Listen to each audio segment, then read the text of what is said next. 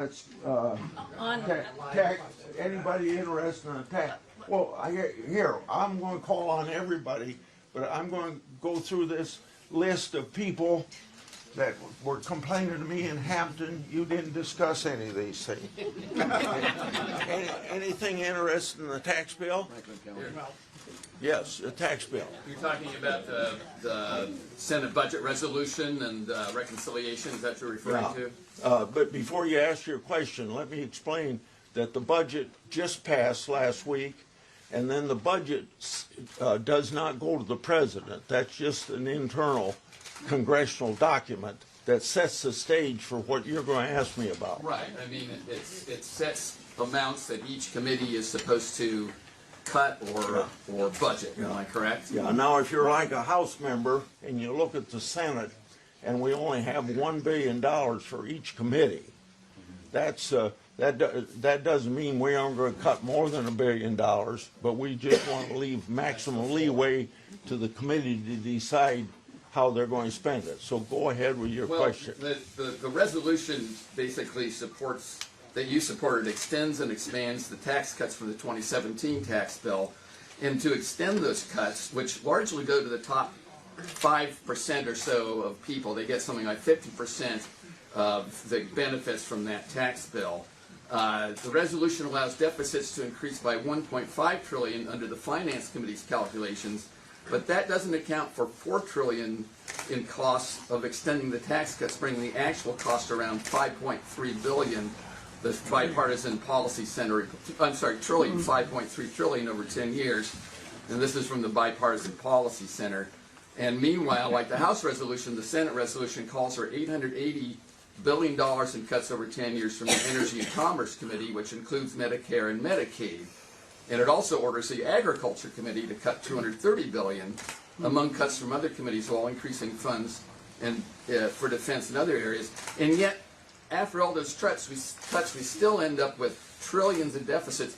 How is this fiscally responsible, Senator, to extend these tax cuts when they're raising deficits and resulting in cuts to services that people need, and giving benefits to the top 5% or so of taxpayers? Okay. Well, first of all, the last two items you mentioned are in the House part of it, not the Senate part of it. So I'm not going. You'll have to talk to your Congress people about that.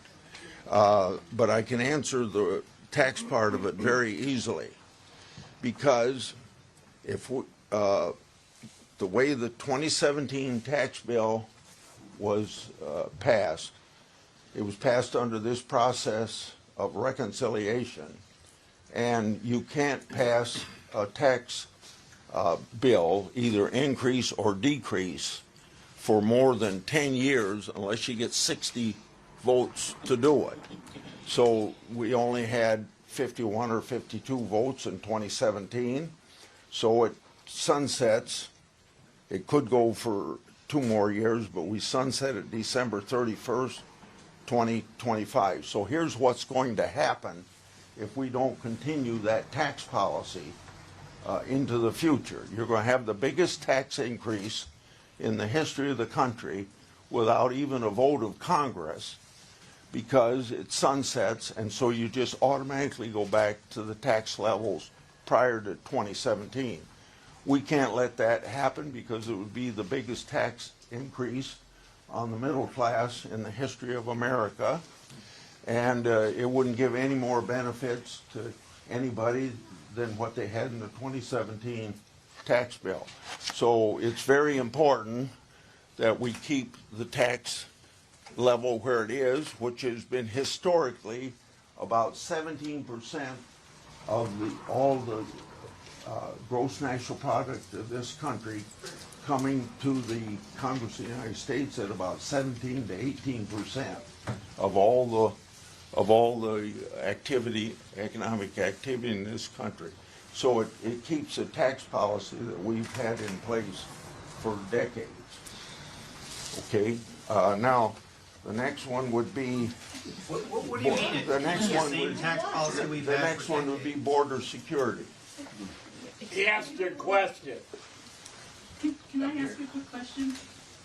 I I understand holding that tax at what you're saying, but why aren't we doing more to make the billionaires pay more? Yeah.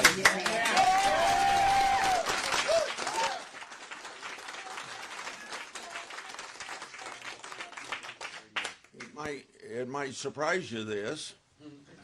It might surprise you that the list of possibilities we have on our working sheet that the members of the Finance Committee, and I'm a member of that committee, are going to discuss is raising from 37 to 39.6 on the very group of people you talk about. Now that doesn't mean it's going to happen, but that means that means it's that and the rationale for it is that we can take that money and use it for increase in child tax credit. Well, So- you gotta take care of the tax loops Okay. too. Now, anybody interested